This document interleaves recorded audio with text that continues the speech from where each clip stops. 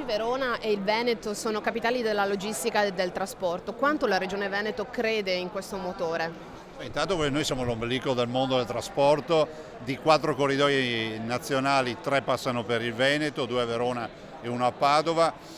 Movimentiamo con i nostri interporti almeno 1 milione di TEU all'anno, ma ricordiamolo che Verona è il primo interporto nazionale, il secondo a livello europeo. L'Etexpo ha portato 80.000 visitatori, 350 relatori di diversi convegni, oltre 17 membri del governo, ministri, viceministri e sottosegretari. Insomma, c'è da sbizzarrirsi sui dati. Penso che una fiera come questa, un'esposizione come questa che si articola su 60.000 metri quadrati, che sono 6 ettari, dà una dimensione che siamo sul posto giusto, visto e considerato che ogni anno cresce. Tanto è stato fatto dall'inizio del suo mandato a livello di infrastrutture. Una su tutti è sicuramente la superstrada pedemontana veneta. Cosa c'è sul piatto oggi?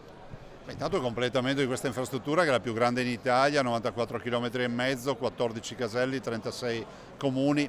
Abbiamo già oltrepassato i 50.000 veicoli al giorno e l'effetto lo si vede: si risparmia metà tempo, si consuma di meno, si inquina di meno, più sicurezza. E lo dico per un'infrastruttura che non ho inventato io, perché io andavo a scuola quando se la sono inventata.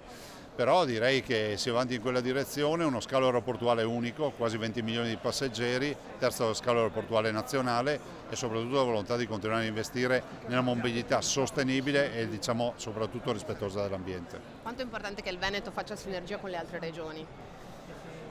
La sinergia, come si dice, da soli si fa prima, assieme si fa più strada, questo è il nostro motto. Vicepresidente, siamo abituati a vederla in questo ruolo, lei è anche l'assessorato alle infrastrutture e qui è il luogo ideale per parlare di molti risultati che la Regione è riuscita ad ottenere negli ultimi anni. Oggi parlerete anche della pedemontana. Sì, diciamo che tra tutte le fiere che vengono realizzate questa è quella sostanzialmente dove mi sento a casa mia, perché è il mio ambiente, è il mio settore. Oggi si parlerà sicuramente di infrastrutture, si parlerà di logistica, si parlerà di trasporti, non solo oggi ma anche nei prossimi giorni, ma si parlerà anche tanto di ricerca, di innovazione, di tecnologia e anche di trasporti green. Sicuramente importanti. Oggi Unioncamere presenterà anche uno studio su Pedemontana Veneta e l'importanza che Pedemontana Veneta sta avendo per il territorio. Sicuramente dopo aprile, quando verrà interconnessa alla Brescia-Padova, alla A4, sarà un volano ancora più alto per il territorio. Abbiamo avvicinato